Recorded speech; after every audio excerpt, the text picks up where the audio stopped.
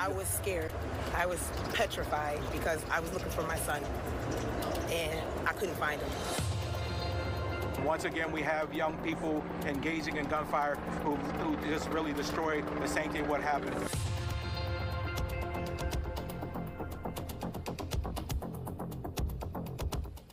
Gunshots erupt at an event celebrating the end of Ramadan. This all happened in West Philly at 47th and Girard just after 2:30 this afternoon.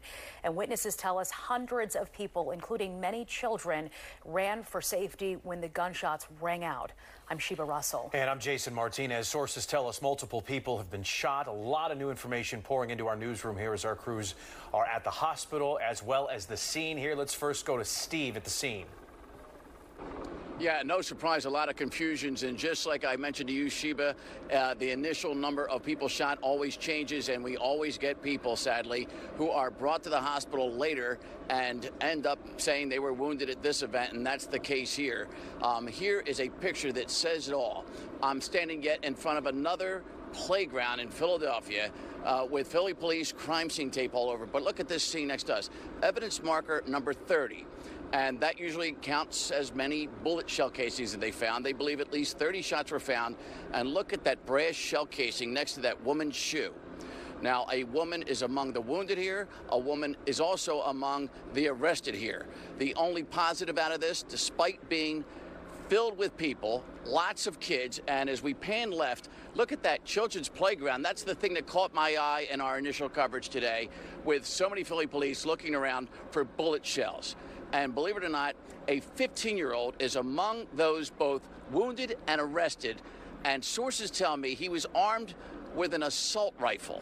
A 15-year-old with an assault rifle right in the afternoon at an event with 1,000 people. That is the complete opposite of what was represented here with the violence. A peaceful religious ceremony and celebration gets marred by the shooting. So here are the facts as we know it. That 15-year-old wouldn't drop that gun. We don't know if he shot anybody else right now because they haven't figured that out yet. But when he wouldn't drop that gun, a Philly police officer, female officer, prevented him from shooting it at her or anyone else, and she shot him in the shoulder and the leg. Then he's now not holding the gun for the first time. She scoops him up, gets him in her patrol car and rushes him to the hospital to help save his life. None of the wounded have any life-threatening injuries. Nobody, miraculously, was killed in this event. But this 15-year-old is now among the 5 people in custody. He's being held as what they would call a prisoner. That's the Philly police term for it, over at the hospital while the surgeons work on getting the bullet wounds healed with him. But he is not even listed in critical condition, miraculously, even though he's been shot twice by a Philadelphia police officer. So among the arrested, he and another 15-year-old, and then 2 16-year-olds and 1 adult. Of that 5, only 1 is an adult. How about that? 4 of the arrested are juveniles, and we also say the same with the 3 wounded. 2 juveniles wounded, including the one shot by the officer, and a woman. The women, 21 and 22 years old, 1 arrested and 1 wounded. And then on top of all this, while the Philly police are rushing here from all points in the city, one officer a couple of blocks from here at 47th and Marion hits a 15-year-old girl with his vehicle as he's racing over here with his lights and siren on and breaks her leg. She is rushed to the hospital by Philadelphia medics. Here is some of what the police commissioner told us yet again at the scene of another big shooting in this town.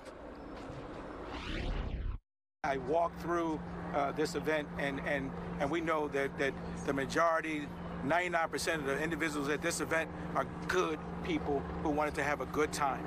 And once again, we have young people engaging in gunfire who just really destroy the sanctity of what happened. There was a gentleman who I was walking by said, you know, we have to learn how to love each other, and he was really frustrated.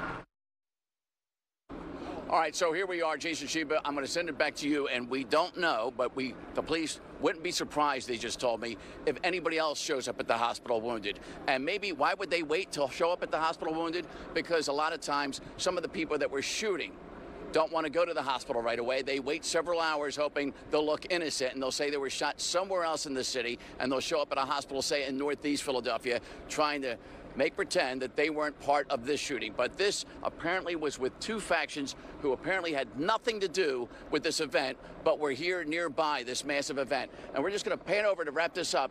We're along this playground. This is a big park here. That former Philadelphia public school is now the mosque. And you see the tents in front of the mosque and a big tent next to the mosque and further tents all around this. And the sight of little kids with their parents hugging them close was kind of heartbreaking for everybody that witnessed that after the shooting scene here today. Jason, Sheba. All right, Steve. And there's also a possibility of more suspects being out there, correct? Yeah, that's the other case. They don't know who did all the shooting, and a lot of the people who maybe did some shooting may have gotten away. They just have five people that they believe were involved in the shooting, four males and one female. And still no information on whether the shooting was connected to the event or not. No, they don't believe it was connected to the shooting because based on the people that they've picked up who weren't here. But like I said, 4 of the 5 were juveniles and just hanging around what was a big peaceful event until they pulled out the guns and started firing. Just unbelievable. 30 gunshots fired. Steve, thank you. Students in Philadelphia schools, they were off today to celebrate the end of Ramadan, and several families were separated during the chaos. And now there's a family reunification center that is at 48th and Wyalusing Avenue. So if you're looking for your child, that's where you can find them.